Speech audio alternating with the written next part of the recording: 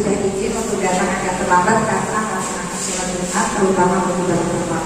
Baik Bapak Ibu, Bu Rika akan menyampaikan aksi nyata dari program CGP Calon Guru Penggerak. Sambil Bu Rika menyampaikan apa yang harus disampaikan terkait dengan aksi nyata CGP, teman-teman satu persatu bersama kami.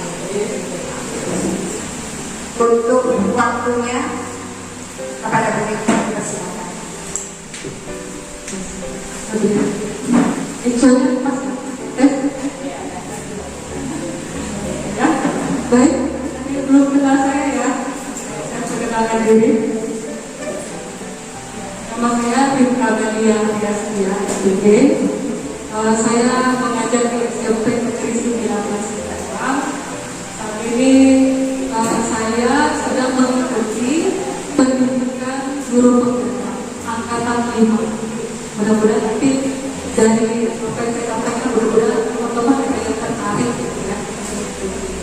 Nah, saya kemarin minta waktu kepada ketua untuk sambil menunggu mungkin teman-teman hadir, bisakah kita mengisinya dengan mendengarkan diseminasi.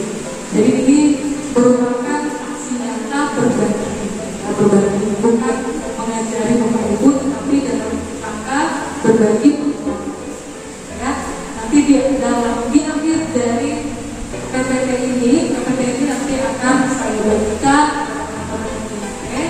dan juga ada contoh video menangani siswa yang sudah saya lakukan di sekolah. Jadi kita mulai saja ya, ternyata bagi kita semua. Om Swastiastu, Namo Buddhaya, Assalamualaikum warahmatullahi wabarakatuh. Baik, teman-teman mungkin sudah melihat judul dari presentasi saya adalah tentang budaya positif. Budaya positif ini ada juga materi platform Merdeka Mengajar ya. Mungkin teman-teman sudah mempelajarinya. Jadi ini merupakan salah satu bagian dari kurikulum Merdeka. Apakah di sini sudah menerapkan kurikulum Merdeka? Bapak Ibu? Sudah ya. Berarti budaya positif ini merupakan bagian dari menerapkan kurikulum Merdeka. Saya singkat saja. Judulnya budaya positif. Tentu kita tahu pengertian dari budaya positif.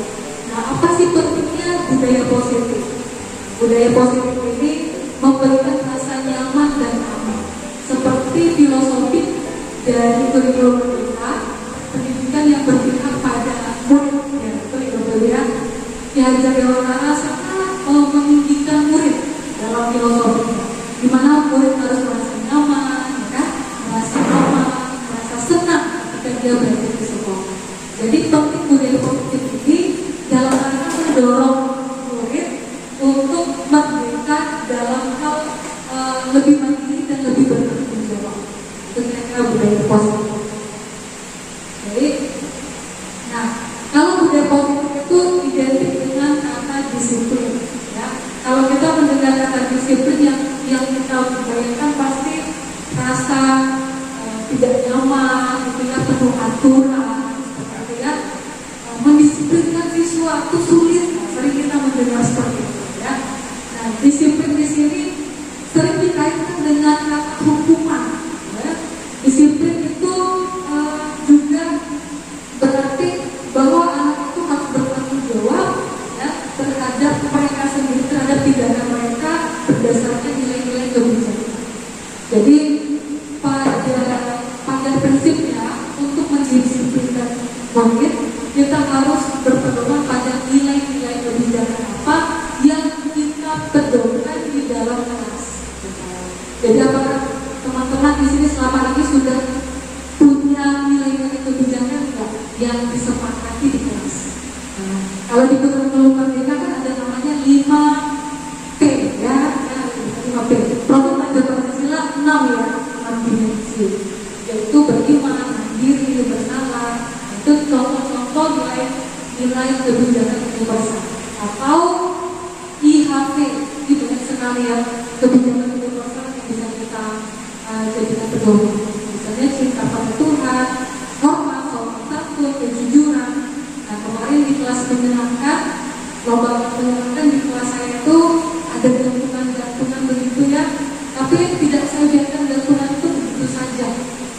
Dan surat itu saya tulis sebanyak-banyaknya nilai-nilai kebijakan. Jadi setiap kata-kata dan tulis yang mereka bikin, saya tempel nilai kebijakan. Biar dibaca setiap hari. Ya. Nilai-nilai apa sih yang kita yakini di dalam kelas? Di dalam kelas itu bicara tidak boleh berteriak dengan teman, misalnya, berarti ada rasa santunnya. Kemudian nilai-nilai yang lain yang tentunya positif. Baik. Nah, sekarang apa kaitan budaya positif dengan filosofi Ki Dewantara yang menjadi tujuan nasional kita saat ini? Dulu kan tujuan nasionalnya ada yang kalimat-kalimat yang bisa dikatakan artikel, jadi tulisan PPK kita kan ada tujuan nasional. Sekarang tujuan nasionalnya lebih mengarah kepada pembelajaran yang berpihak pada murid, ya, pembelajaran yang berpihak pada murid. Jadi menurut Ki Dewantara bahwa pendidikan itu adalah menuntun berarti ada murid dan siswa kita menuntun kepada apa? Menuntun kepada kekuatan kodratnya. Nah, Ki Dewantara katakan begini, bahwa murid akan mengikuti aliran atau prinsip, ya, jika menurut dia ada alasan tertentu kenapa saya harus ikut itu, gitu. Kenapa saya harus berbuat baik, alasannya pasti ada yang harus timbul dari dirinya sendiri. Itu namanya mewujudkan budaya positif. Jadi di sini kita harus rubah paradigma kita bahwa motivasi yang terbaik adalah dari dalam diri anak. Dan bagaimana caranya? Kita akan simak berikut, ya. Seterusnya. Nah, budaya positif menurut Ki Dewantara ini sesuai dengan filosofi di mana menuntut segala kodratnya. Kodrat itu ada dua, ya, kodrat alam, kodrat zaman, ya kan? Kita mengajar zamannya sudah begini, beda dengan zaman kita dulu. Jadi jangan kita paksakan zaman kita dipaksakan ke zaman sekarang. Jadi anak itu memiliki pertumbuhan yang berbeda dengan zaman. Jadi kita yang harus mengerti masuk ke dunia mereka, bukan mereka yang masuk ke dalam dunia kita. Seperti itu. Apalagi kalau orang tua senior begitu, ya, yang mengajar untuk pola-pola pendidikan yang lama kadang tidak berubah, padahal harusnya berubah, gitu, ya. Nah, seperti apa kita akan simak nanti dalam restitusi yang berkaitan dengan budaya. Nah, filosofinya Ki Dewantara mengatakan bahwa guru itu ibarat petani. Nah, dikatakan bahwa murid-murid itu adalah benih, ya, benih. Jadi kalau dia padi, dia akan tumbuh menjadi padi. Kita tidak bisa memaksakan petani beli padi tumbuh jadi jagung, kan nggak bisa. Jadi murid itu pada dasarnya punya kodrat, itu kodrat yang tidak bisa dirubah. Nah, apa tugas kita sebagai guru, sebagai petani? Tugas guru itu adalah menyiapkan lahan, tempat untuk bibit itu tumbuh. Itu perlu kita sadari. Selama ini kita ingin mengubah siswa, tapi pada dasarnya lingkungan ekosistem itulah yang harus kita buat supaya dia tumbuh, gitu kan? Misalnya anak tumbuh di tengah-tengah keluarga yang buruk pola asuhnya, pasti akan buruk, kan? Begitu juga benih kalau tumbuh di tanah yang kurang baik, pasti dia nggak akan tumbuh dengan baik. Kita tidak bisa menyalahkan benih itu. Bisa jadi ekosistem itulah yang membuat budaya positif pada anak itu tidak ditunjukkan, begitu, ya. Jadi ketika peran kita saat ini kita membuat ekosistem pendidikan pembelajaran di kelas itu senyaman mungkin, seperti tadi filosofi di awal, nyaman, menyenangkan, bahagia, selamat, gitu, ya. Dan itu yang perlu kita ingat, Bapak Ibu, kita adalah petani. Jadi sama-sama kita sebutkan, kita adalah petani, ya. Petani pendidikan, ya. Semangat, ya, petani pendidikan. Kita menjaga, dibuang gulma-gulmanya, gitu, ya. Artinya mungkin hal-hal yang mengganggu dia, apa nggak bisa belajar fokus, kita buang, kita jadikan kelas itu suasananya nyaman. Ada malah justru gulmanya dari kita bisa belajar.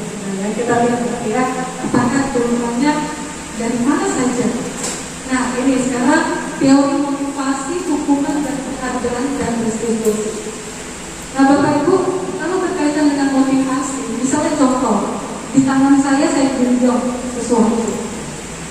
sesuatu yang sangat berharga.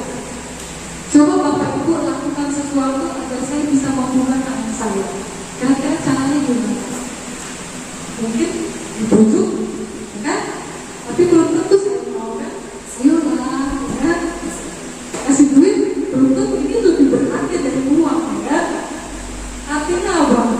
Kontrol seseorang itu hanya pada siapa yang mengatur. Pada diri kita kan, kita mau buka atau enggak itu terserah kita. Berarti begitu juga murid, kontrol dirinya itu ada pada dirinya.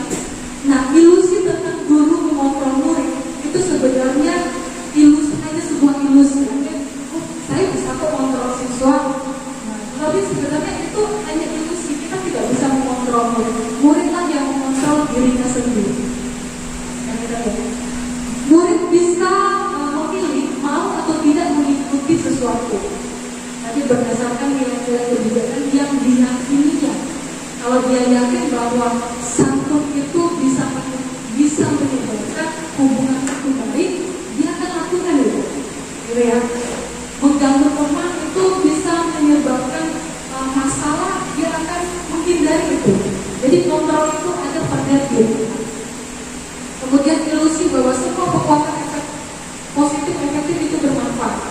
Bapak Ibu pernah nggak meyakini bahwa penguatan positif atau memberikan sebuah hadiah itu bermanfaat untuk mengontrol sesuatu? Mungkin sering kita mendengar, oh, kalau saya kasih reward, ya kan, kasih sesuatu bisa membuat sesuatu. Ayolah nak, lakukan nanti mama kasih uang. Pernah nggak kira-kira melakukan itu? Pernah ya? Itu namanya penguatan positif ilusi, tapi itu hanya sebuah ilusi. Kita pikir itu bisa membuat anak itu berubah, tapi itu hanya sebuah ilusi. Kenapa yang kita lihat? Nah, sekarang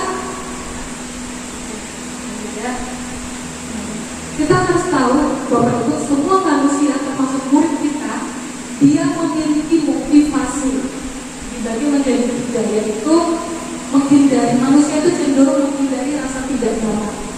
Dia akan melakukan segala cara untuk menghindari rasa tidak nyaman. Misalnya mungkin menutup diri, menjauhi, tidak melakukan pelanggaran. Itu cenderung manusia itu motivasinya tidak mau menghindari rasa ketidaknyamanan atau hukuman. Kedua, mendapatkan imbalan atau penghargaan. Kita lakukan sesuatu supaya dipuji, ya kan? Mendapatkan apresiasi, itu kalau dalam hal apresiasi. Kemudian untuk menjadi orang yang mereka inginkan atau menghargai diri sendiri. Nah, budaya positif itu cenderung yang nomor 3. Jadi motivasi inilah yang harus kita kejar dalam diri anak, bahwa saya melakukan sesuatu karena saya ingin menjadi apa yang saya percayai. Nilai-nilai apa yang saya percaya, kalau saya sopan dan santun, saya akan menjadi orang yang paling dihargai di kelas. Kalau saya orang yang jujur, kalau saya nilai-nilai yang siswa percaya itu yang kita kejar. Bagaimana dia mempercayai nilai-nilai itu untuk kebaikan diri. Itulah namanya motivasi intrinsik. Kemudian tentang perbedaan hukuman dan konsekuensi. Kenapa Bapak Ibu? Perbedaan hukuman dan konsekuensi. Ini nanti Bapak Ibu bisa baca di buku saya. Nanti saya akan bagikan. Ini perbedaan hukuman dan konsekuensi. Hukuman itu sifatnya tidak terencana. Kalau konsekuensi itu sifatnya terencana. Misalnya dalam hal itu peraturan, itu namanya konsekuensi. Anak terlambat berarti ada konsekuensinya. Hukuman sifatnya mendadak, langsung dihukum. Kamu pungut sampah, ya? Keliling lapangan, bikin kesal, kamu ini nyapu, itu namanya hukum. Kalau konsekuensi itu sudah ada kesepakatan antara murid dan siswa dalam bentuk aturan. Misalnya tata tertib kelas, punya nggak kira-kira? Punya ya, tata tertib kelas, tata tertib lingkungan sekolah secara umum, ya, BK, itu konsekuensi. Nah, yang akan saya tawarkan adalah restitusi. Hukuman itu sudah pasti berdampak negatif ya. Nah, bedanya kalau kita tidak mau pakai hukuman, berarti kita pilihannya konsekuensi ya, dalam bentuk aturan yang sudah kita sepakati sebelumnya. Kemudian pilihan yang ketiga adalah restitusi. Sudah pernah dengar Bapak Ibu restitusi? Udah ya di platform mereka mengajar ya. Kalau di platform mereka mengajar ada yang namanya restitusi. Restitusi adalah proses menciptakan kondisi bagi murid untuk memperbaiki kesalahan mereka. Jadi siswa salah itu gimana sih cara menanganinya? Nah, di sini ditawari konsep pendekatan restitusi. Jadi restitusi ini adalah proses kolaborasi, artinya kita bekerja sama untuk mengajarkan murid mencari solusi. Bapak Ibu, kalau restitusi ini harus kompak. Kalau satu sekolah harus semua melakukannya. Jadi siswa tidak ketemu guru ini restitusi ya, ketemu guru ini dihukum. Jadi ada pandangan siswa itu berbeda-beda. Jadi harus kompak. Kalau misalnya kita mau restitusi, kita restitusi satu sekolah kita terapkan. Ada keyakinan kelas, setiap kelas ada keyakinan kelas, gitu ya. Jadi harus kompak supaya lebih efektif dan hasilnya. Nanti bisa dilihat perbedaan restitusi sama konsekuensi. Kalau konsekuensi sesuatu yang harus terjadi. Kalau restitusi itu adalah sebuah pilihan.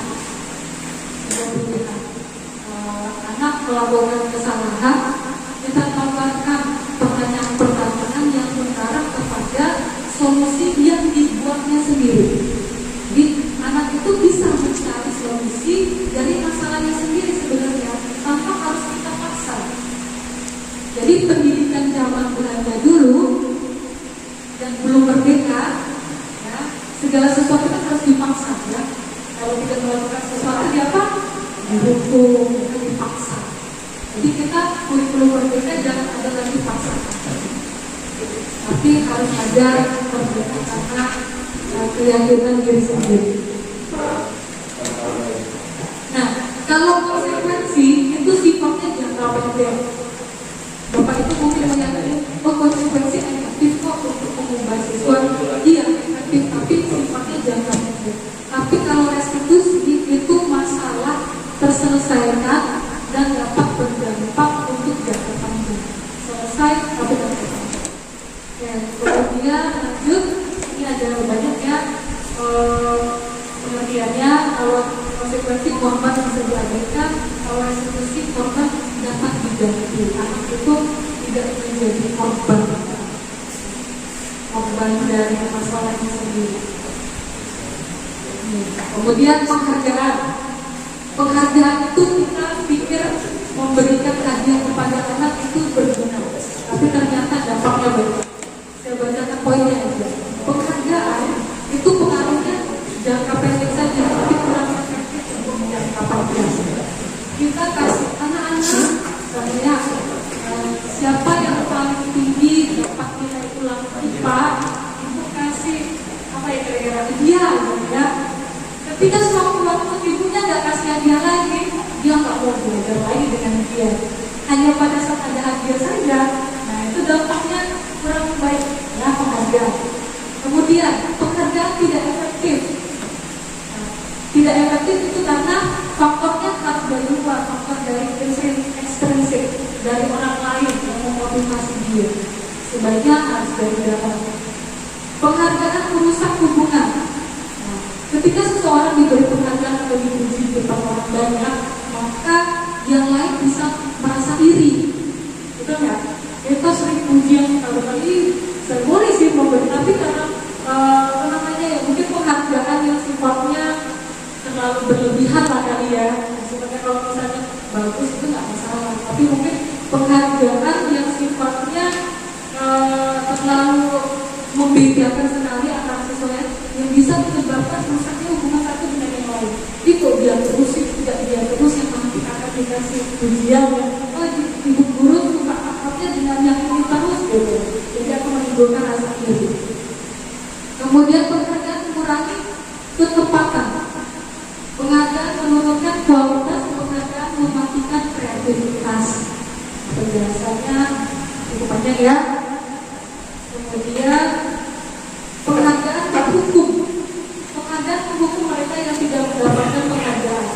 Ketika kita memberikan penghargaan kepada seseorang dan tidak mendapat penghargaan, akan gimana? Merasa kecewa, kalau kita itu terus akan dikasih penghargaan. Saya yang dapat 100 dikasih penghargaan, saya 70 akan bisa, sampai kapanpun saya tidak akan bisa. Kalau pikirannya seperti itu. Kemudian motivasi dalam diri sendiri. Jadi ketika kita memberikan penghargaan terlalu berlebihan, hilang motivasi dalam diri. Adanya motivasi dari luar terus yang mempengaruhi dia melakukan sesuatu. Nah, oleh sebab itu, selain restitusi, yang kedua adalah yang ditawarkan keyakinan kelas. Bapak Ibu, keyakinan kelas ini beda sama peraturan kelas. Nah, kita lihat peran bedanya. Nah, coba lihat di kalimat ini. Kalau peraturan kelas kan kata-katanya datang tepat waktu, kan? Mengucapkan salam, menjaga kebersihan, aktif dalam pertanyaan, tertib. Mbak, kesepakatan kelas kalimatnya lebih positif. Kami guru dan murid yang saling menyayangi. Kami adalah murid yang semangat belajar. Kita bikin misalnya dilarang mondar-mandir di depan kelas. Terus diambil dengan kata-kata yang positif, berjalanlah dengan tertib. Jadi gunakan kata-kata yang positif itu keyakinan kelas. Tapi kita buat kesepakatan bersama. Nah, ketika mereka melakukan pelanggaran, yang kita restitusi adalah keyakinan kelas yang sudah dibuat bersama. Ya, yang sudah dibuat bersama. Karena kalau tata tertib itu biasanya dari guru ke murid aja ya, betul nggak? Bukan dari murid ke guru. Kemudian itu kebutuhan dasar manusia, yaitu ini kebutuhan dasar ya, semua murid, semua kita pasti punya kebutuhan dasar, yaitu rasa kasih sayang. Bapak Ibu, anak-anak kadang bertingkah bisa jadi dia kurang perhatian, betul? Kurang disayangi di rumah, jadi di sekolah dia cari perhatian gitu. Kita harus pahami 5 kebutuhan dasar anak. Kemudian penguasaan, manusia itu cenderung pengen menguasai gitu ya, pengen ada yang dikuasai di areanya, wilayahnya gitu ya. Kemudian kesenangan, suka ganggu anak, suka ganggu teman, itu kesenangan, ya, kesenangan. Bertahan hidup, ya, membela diri gitu ya, kebebasan. Jadi dia bebas, terserah saya mau belajar dengan gaya apa, gaya yang saya suka. Dia gaya belajarnya begitu. Dia udah bermain, dia pengennya begitu. Jadi kita tidak bisa paksakan semua gaya belajar sesuatu harus sama. Nah, kemudian 5 posisi kontrol. Nah, di Bapak Ibu boleh dilihat. Apakah Bapak Ibu masuk dalam posisi kontrol yang mana selama ini? Yang pertama, posisi kontrol hukum. Kata-kata yang sering dituangkan. Patuhi aturan saya atau was ya. Benar nggak? Kamu selalu saja salah. Berarti kita sebagai penghukum, karena kita menjudge atau memberi label kepada kamu selalu aja begitu, ya? Kamu selalu aja gak tertib, selalu aja melanggar, selalu aja gak. Itu namanya selalu, padahal gak selalu, padahal 1-2 kali, tapi kita sering katanya selalu gitu ya. Selalu, pasti selalu yang terakhir selesai. Nah, itu namanya posisi penghukum gitu. Yang kedua, posisi pembuat merasa bersalah. Pernah nggak? Kita sering ketemu itu sangat kecewa sekali sama kamu kan? Gimana perasaan siswa mendengar itu? Berarti saya mengecewakan ibu ya. Padahal di dalam hati saya banget sama ibu itu. Tapi karena saya melakukan sesuatu, jadi ibu itu ngomong gitu. Merasa kecewa gitu. Nah, itu membuat rasa bersalah. Berapa kali Bapak harus beritahu kamu ya? Nah, gimana coba kalau orang tua kamu tahu berbuat begini? Itu jangan Bapak bilang ini Bapak Ibu ya, saya gak marah. Contoh, ya seperti itu membuat rasa bersalah. Kalau anak mengalami ini bagaimana?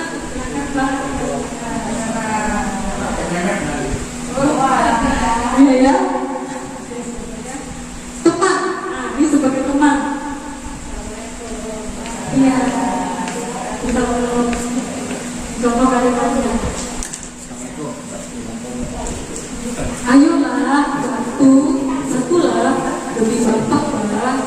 demi dulu itu sebagai teman.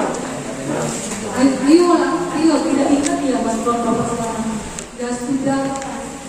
Sudah kasih tidak apa-apa, ibu bantu dari sekarang. Nah, negatifnya apa bapak ibu? Ini sebenarnya guru tidak membantu apa-apa, dia hanya menyampaikan keluhan gitu ya. Saya pikir bapak itu teman saya. Ketika gurunya kecewa, merasa kecewa, nanti udah enggak mau lagi, gitu ya. Nah, murid merasa dikecewakan tidak terlalu terus. Kemudian posisi kontrol berikutnya pemantau ini ada peraturan. Misalnya anak terlambat, kamu tahu nggak konsekuensi terlambat? Nah gitu ya, baru nanti kita pantau dia supaya dia melakukan konsekuensi itu. Itu namanya pemantau. Nah yang terakhir adalah manajer. Manajer itu kata-katanya. Tadi, apakah kamu mengetahui yang berapa setelah dimulai? Tahu Pak, setuju. Ya, kamu terlambat. Kira bagaimana kamu memperbaiki masalah ini? Ada solusi yang ditawarkan. Saya bisa menanyakan ke teman saya Pak untuk mengerjakan tugas yang ketiga. Dan solusinya dari siapa?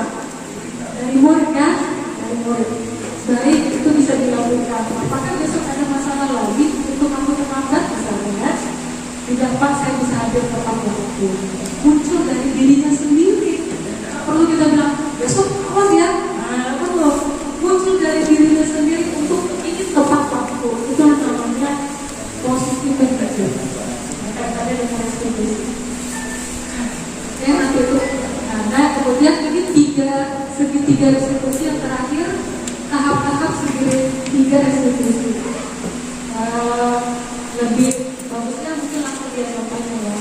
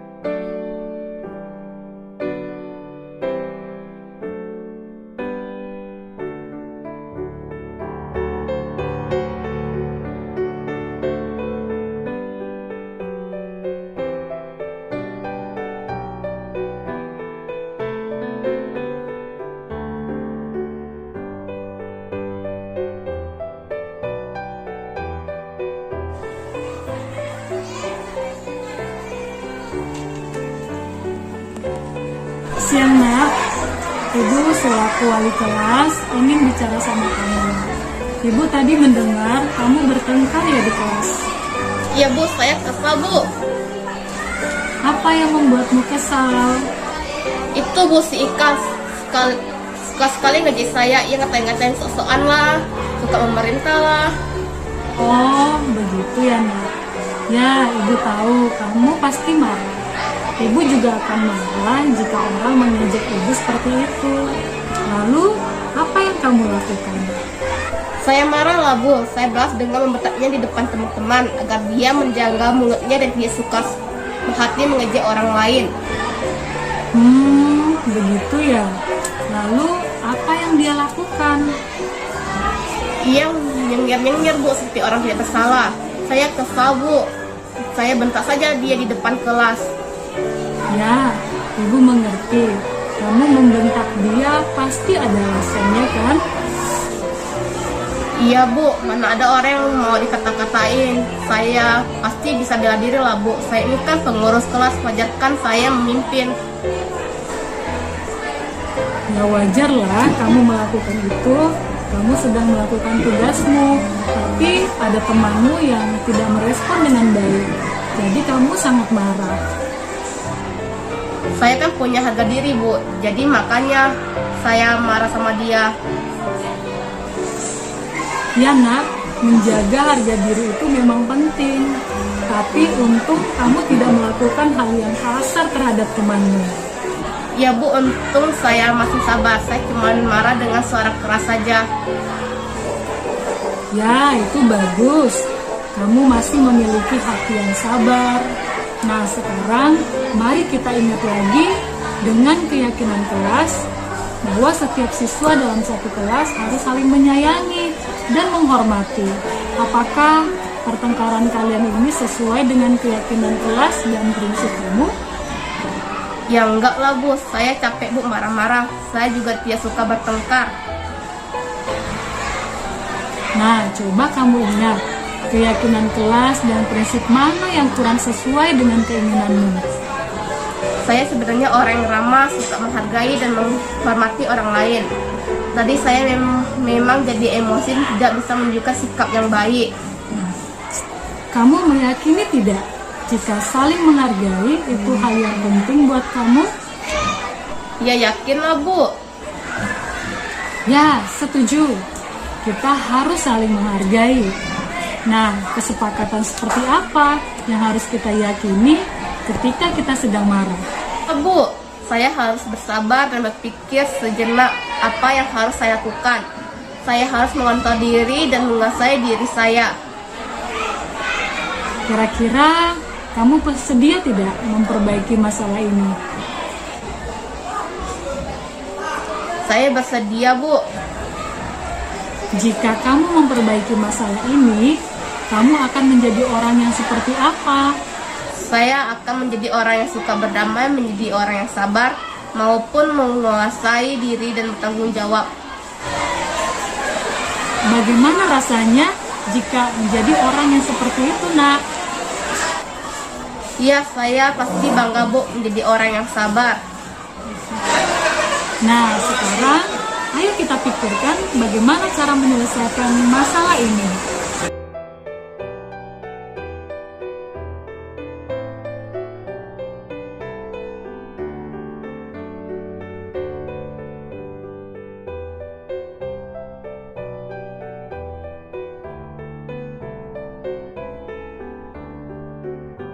Siang Bu. Selamat siang, Nak. Apa kamu tahu maksud ibu memanggilmu saat ini? Ya Bu, pasti tentang atensi kan Bu? Ya, sepertinya kamu sudah tahu. Jadi, menurutmu kesalahan apa yang kamu lakukan? Saya tidak masuk sekolah Bu. Murid tidak masuk sekolah karena ada halangan, ya itu wajar saja. Kamu tidak masuk sekolah menjadi masalah, kira-kira karena apa? Saya sering apa Bu? Saya tidak memberikan informasi.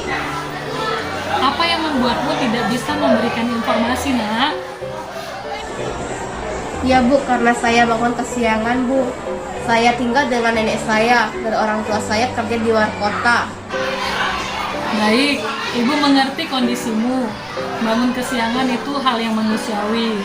Ibu juga pernah bangun kesiangan, tapi apakah kamu ingin memperbaiki masalahmu ini? Ya Bu, saya mau. Baik, pertemuan sebelumnya ibu sudah memanggil kamu kan? Ayolah, kemarin kamu sudah janji sama ibu tidak akan alpa lagi.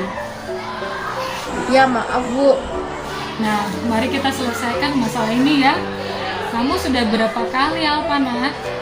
Sudah 3 kali Bu. Ya, kamu sudah alfa 3 kali. Apakah kamu mengerti konsekuensi yang harus kamu lakukan?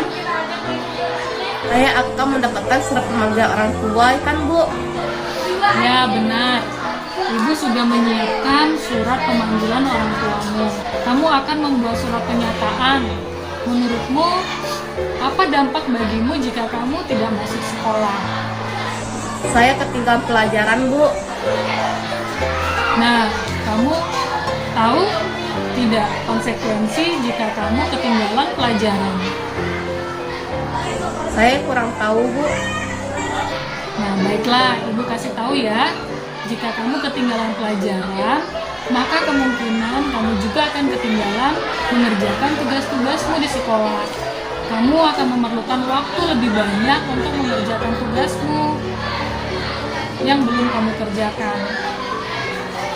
Jika ibu mendapatkan laporan bahwa kamu belum ada nilai, maka kamu harus mengerjakan tugasmu di sekolah pada saat jam pulang sekolah. Apakah kamu mau seperti itu? Iya benar Bu, saya harus bertanya pada teman dan guru tugas mana saja yang saya ketinggalan. Nah, menurutmu bagaimana caranya agar kamu tidak bangun kesiangan? Saya tidak tidur larut malam dan akan memasang alarm HP agar bisa bangun awal. Ya, usulmu bisa saja Ibu terima jika kamu sungguh-sungguh ingin berkomitmen. Apakah tidak masuk sekolah karena bangun kesiangan sesuai dengan keyakinan kelas dan prinsipmu? Iya tidaklah Bu, saya tidak menunjukkan sikap mandiri. Coba kamu ingat, prinsip mana yang kurang sesuai dengan keinginanmu? Saya sebenarnya orang yang bertanggung jawab dan disiplin. Hanya karena saya asik bermain game hingga lupa waktu, makanya saya tidak menunjukkan sikap tersebut. Nah, kira-kira kamu bersedia tidak memperbaiki masalah ini? Saya bersedia Bu. Jika kamu memperbaiki masalah ini, kamu akan menjadi orang yang seperti apa? Saya akan menjadi orang yang disiplin, mandiri, bertanggung jawab, dan tepat waktu.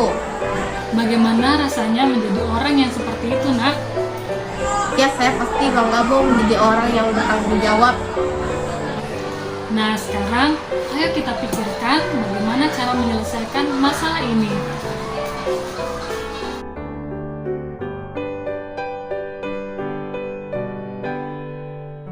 Tentunya saya merasa lebih nyaman. Nah, daripada ketimbang kalau saling menyalahkan. Begini kan lebih mudah untuk menyelesaikan sebuah permasalahan.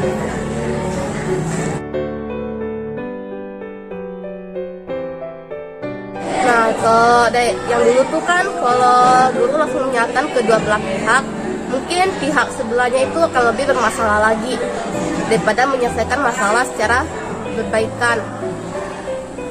Saya sangat merasa nyaman dan aman ketika guru melakukan konstitusi tadi.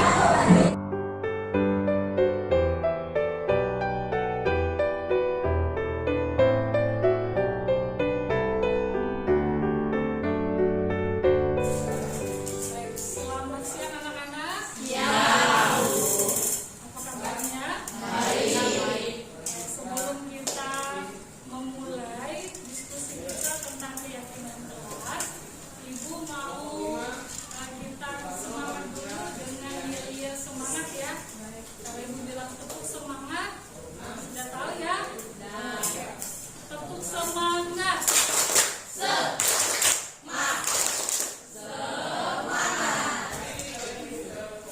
Baiklah, nah hari ini seperti janji Ibu, kita akan membuat keyakinan kelas. Santai saja ya, relax saja. Kita akan membuat keyakinan kelas. Sebelumnya, apa itu keyakinan kelas? Ya, keyakinan kelas itu berbeda dengan peraturan kelas. Kita sudah punya tata tertib kelas di situ ya. Ya, udah tahu kan tata tertib kita? Coba Ibu bacakan ya. Tata tertib kita contohnya tuh dilarang datanglah ke kelas tepat waktu. Itu kan contoh tata tertib ya. Tertib. Kemudian apa lagi? Misalnya dilarang mondar mandir di teras, kan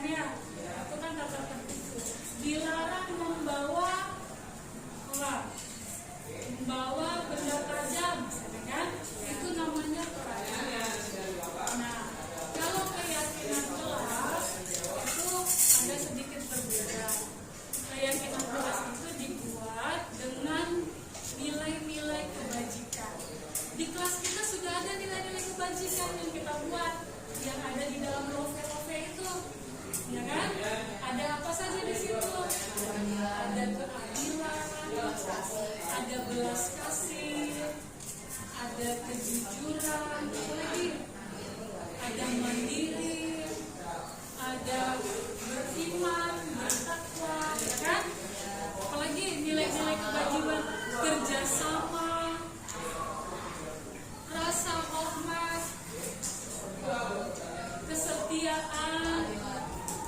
Bilang udah, lagi tuh nilai-nilai kebajikan. Santun, baik hati, bernalar kritis, artinya menghargai pendapat orang lain ya. Jadi gotong royong dan sebagainya.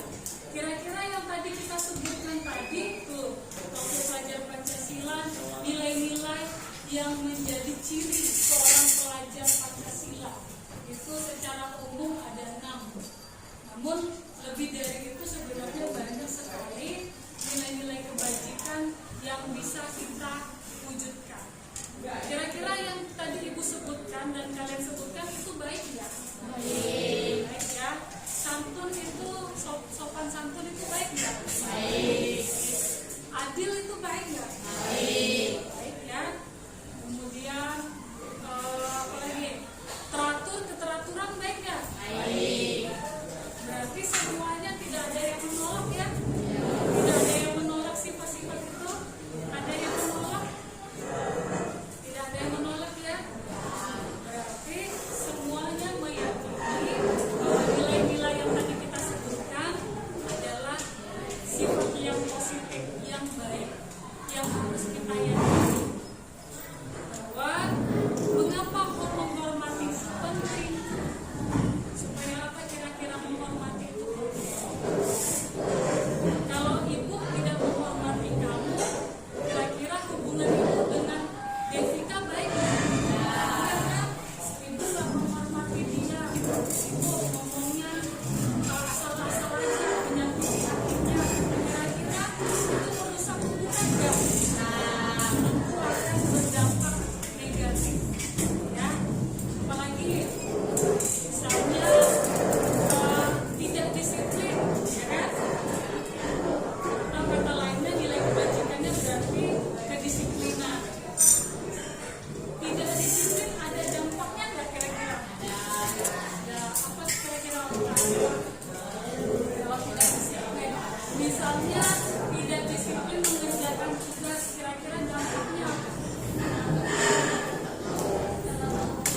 Nah, terlambat mengumpulkan tugas, kira-kira dampaknya tidak mendapatkan nilai. Kalau tidak mendapatkan nilai, yang rugi siapa? Diri sendiri. Contoh, tidak dapat nilai, tapi pengen dapat nilai, memperbaiki. Kamu perlu waktu kan? Waktu di luar pelajaran untuk mengerjakannya kan? Berarti kamu harus menambah waktu yang harusnya waktu itu bisa kamu gunakan untuk yang lain, tapi karena kamu tidak disiplin, akhirnya apa? Akhirnya harus nambah waktu untuk mengerjakannya, ya kan? Pulang sekolah harus ditahan dulu mengerjakan tugasnya, ya kan? Oh, nggak masuk, nggak disiplin mengerjakan tugas. Berarti gurunya maunya setelah pembelajaran kerjakan tugas dulu, jangan pulang dulu. Berarti kan rugi ya, rugi waktu kan?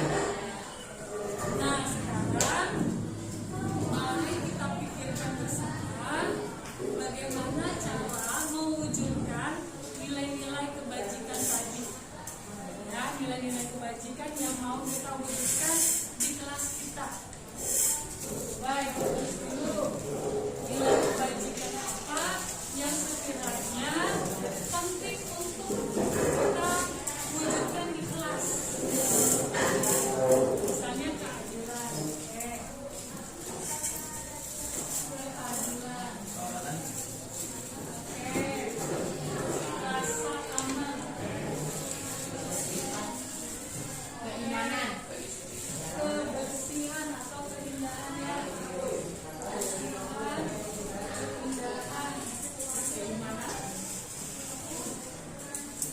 Ya, apa lagi nak? Apa syukur? Apa tadi? Keimanan. Keimanan, oke. Keimanan. Ini nilai-nilai kebajikan. Apalagi kira-kira yang ingin kita wujudkan di kelas kita ini? Kesopanan. Kesopanan, oke. Terus kesopanan. Kemandirian. Kemandirian. Kemandirian. Kemandirian. Ada lagi, kita nggak perlu banyak-banyak ya. Dia paling banyak 10 lah. Kedisiplinan. Kedamaian. Rasa aman masuk nggak? Masuk. Ya, rasa aman atau damai lah ya, boleh ya. Rasa aman atau damai. Kedisiplinan. Tanggung jawab, boleh. Oke, disiplin. Yang tanggung jawab ya. Disiplin dan tanggung jawab. Ini adalah nilai-nilai kebajikan. Ada lagi kira-kira yang mau ditambahkan? Kayak belas kasihan atau kasih sayang boleh nggak? Boleh. Sama ya, kasih sayang. Oke, ada lagi? Kalau cukup ini sudah cukup banyak yang akan kita terapkan ya. Sudah ada berapa nilai-nilai kebajikannya? 8. Ada 8. Cukup ya. Nah, mudah-mudahan nanti bulan depan kalau mau ditambah boleh. Jadi keyakinan keras itu sifatnya boleh diperbaharui ya, setiap bulan atau setiap semester sekali. Baiklah anak, jadi inilah nilai-nilai kebajikan yang sudah kita sepakati bersama ya. Tulis nilai-nilai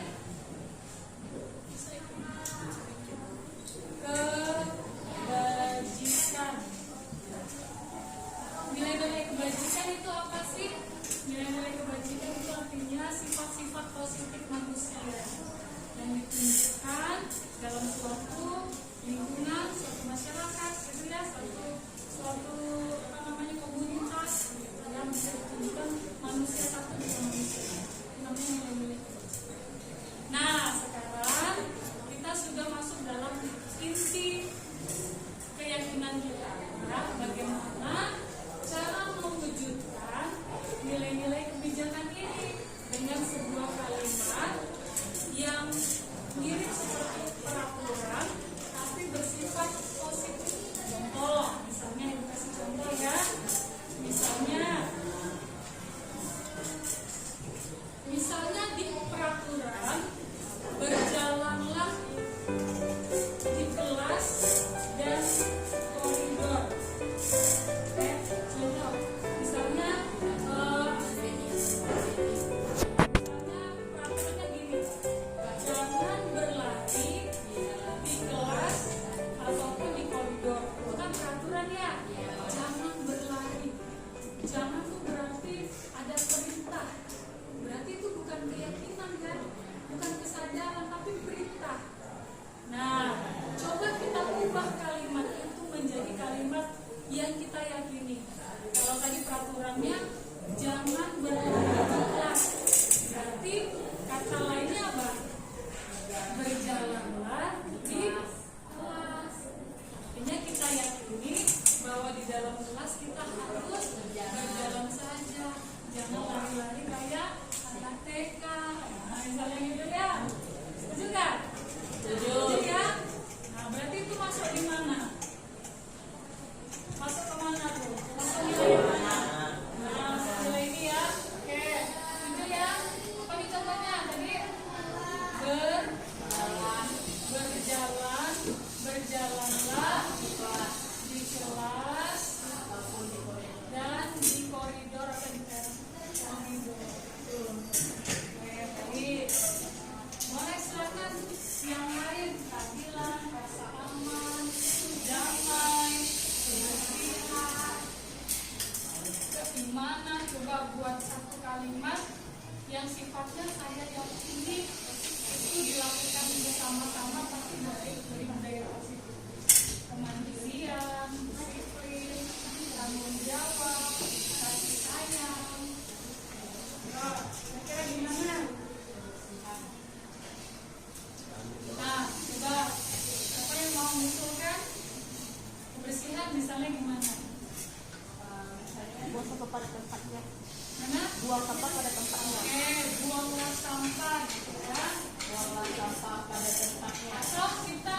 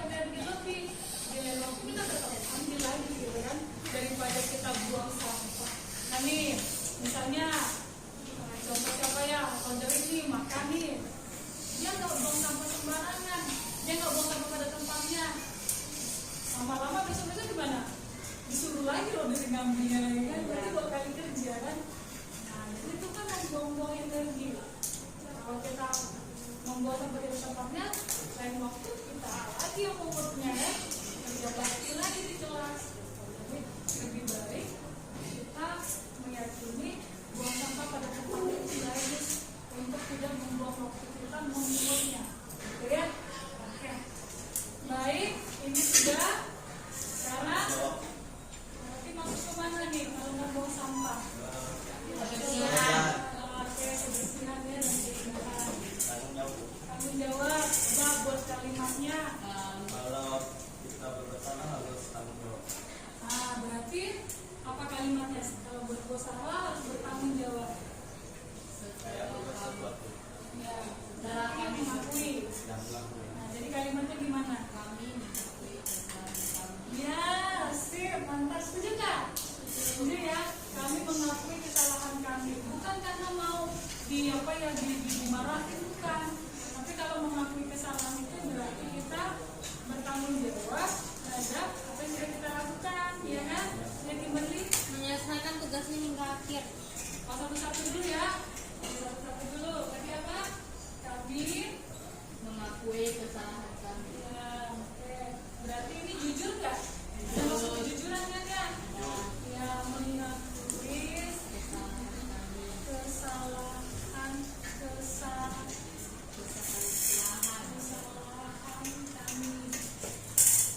Baik, kami mengakui kesalahan kami jika Kami berbuat salah. kami berbuat salah. Oke, ada kata jikanya ya. Ya. Ini ditambahin ya. Jika misalnya jika saya berbuat salah pada teman, gitu ya.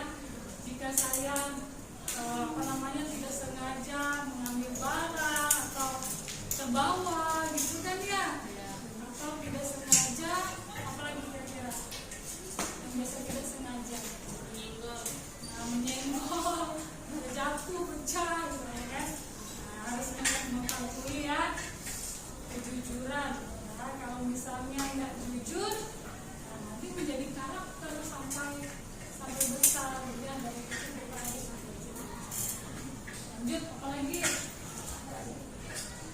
kasih sayang, gimana?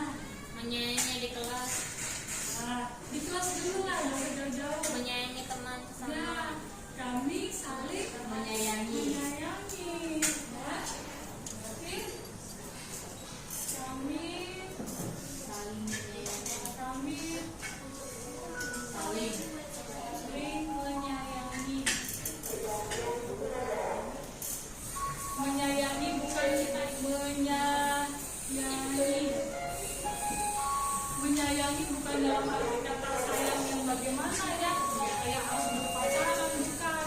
Menyayangi itu maksudnya ya tidak menyakiti ya, secara psikis, secara kata-kata, pikiran maupun secara fisik ya. Nah, jadi kita yakini di kelas ini tidak ada yang akan berbuat sesuatu yang tidak menunjukkan kesalahan.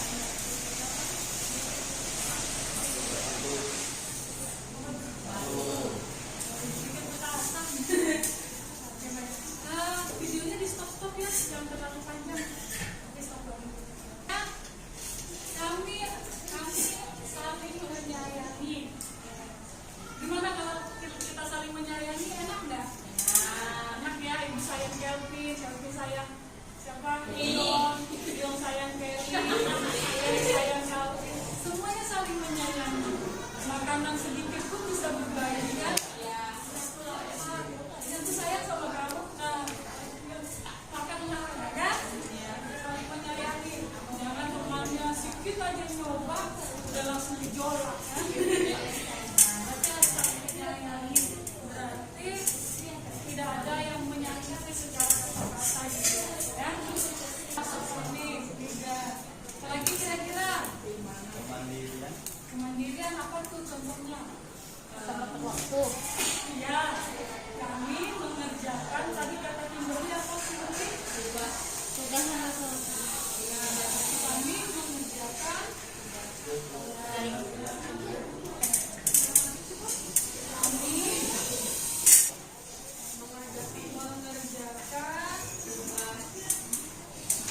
tugas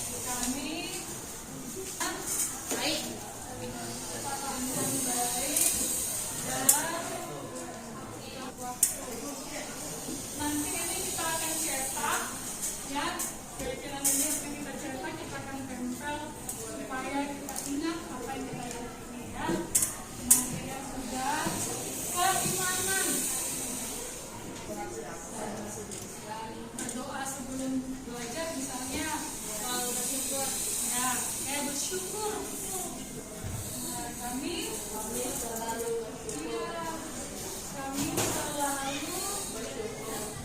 bersyukur dan bertakwa. Berdoa ya.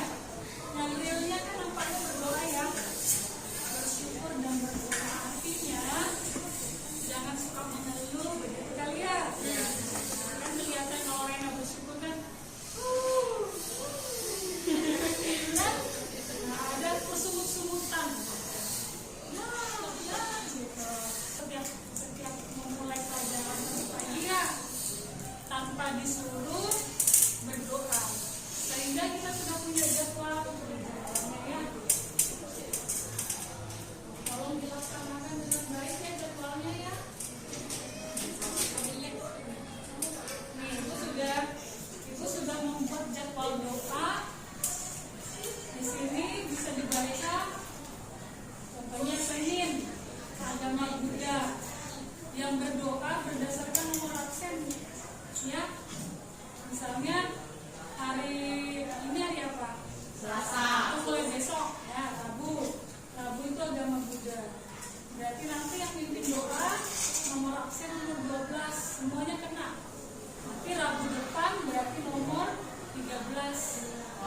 Rabu depan berarti nomor 15, nomor 14. Kimberly. Nah, Kristen karena cuma 2 orang, berarti gantian. Selasa Albert, Kamis Kimberly. Gitu. Sedangkan Budanya setiap hari Senin, Rabu dan Jumat bergantian berdasarkan nomor absen. Siap ya? Setuju ya? Jadi menunjukkan keyakinan bahwa kita memang orang beriman, bisa sanggup berdoa secara agamanya dan keyakinannya masing-masing, maka tunjukkanlah bahwa kita bisa berdoa sebelum belajar. Setuju? Setuju. Ya, tempel lagi ya.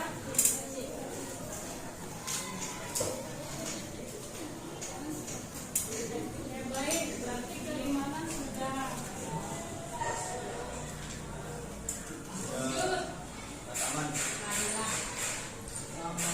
Keadilan, gimana keadilan? Kami bersikap adil yang aku bersalah. Adil itu luas ya. Tidak berbeda-beda.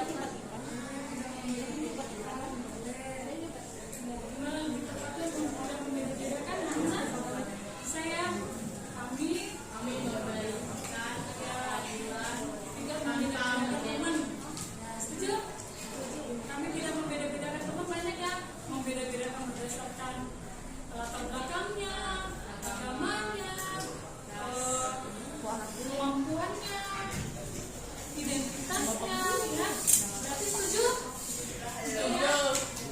Misalnya ada yang teman yang aktif, ada yang interaksi, ya apa semuanya harus balik lagi ke sini, saling menyayangi ya. Berarti kami tidak membeda-bedakan teman. Berarti semua teman berdasarkan latar belakang ekonomi maupun sosial, tetap suku bangsa tetap sama ya. Berarti masuk ke panggilan rasa aman. Gimana rasa aman, damai? Sama kan dengan menyayangi? Sama ya. Sama. Tidak berselisih. menjaga agar tidak berkelahi. Menjaga agar tidak berkelahi. Berarti masuk ke saling menyayangi ya. Tidak membeda-bedakan teman itu sebenarnya masuk ke saling menyayangi ya. Tapi masuk tidak membedakan itu luas ya, menghargai gitu ya. Atau kita jangan pakai kata tidak di mana. Kata langsung aja gini, kami menghargai perbedaan. Nah, bisa. Ya. Gimana? Lebih bagus tak kata-katanya? Ya. Ya, jangan ada pakai kata tidak ya. Kami menghargai perbedaan.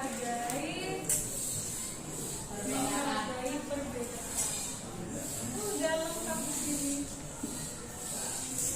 Setuju?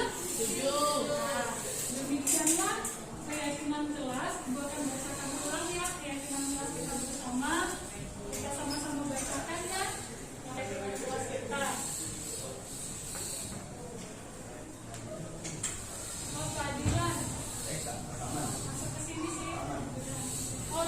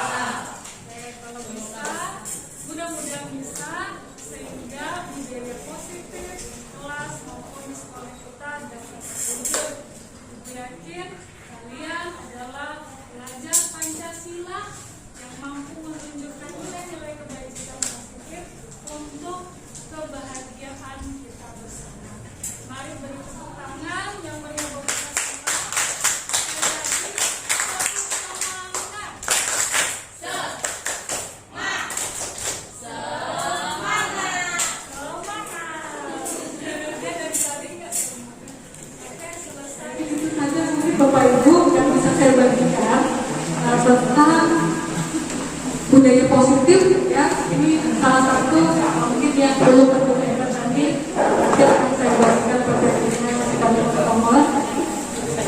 Untuk definisi berbagi pernyataan saya tentang budaya positif dari program pendidikan guru penggerak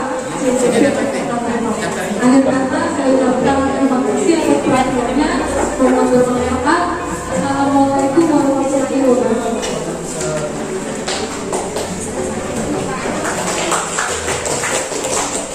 Oke, terima kasih Bu Linda yang sudah menyampaikan